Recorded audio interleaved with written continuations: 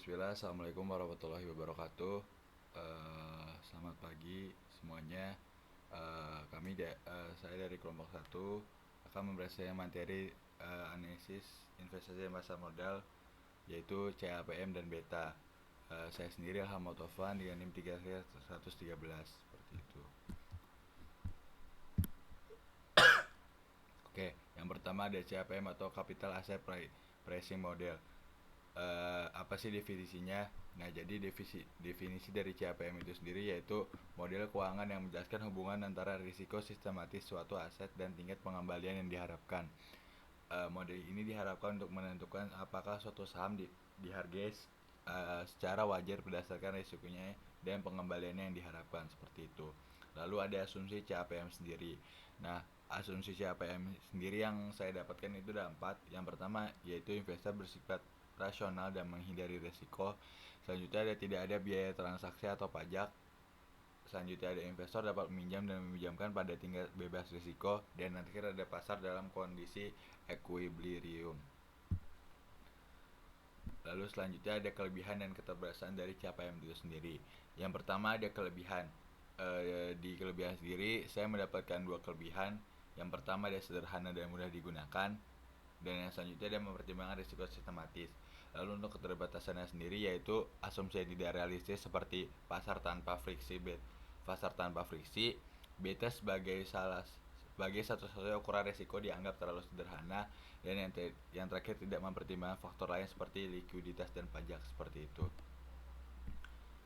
Lalu selanjutnya ada rumus CAPM, bisa teman-teman lihat di slide, itu E dalam WRRI sama dengan RF ditambah B atau beta dikali E dalam kurung E kali RM tutup kurung dikurang RF tutup kurung. Untuk penjelasannya sendiri, E dalam kurung RI itu merupakan pengembalian yang diharapkan dari aset I.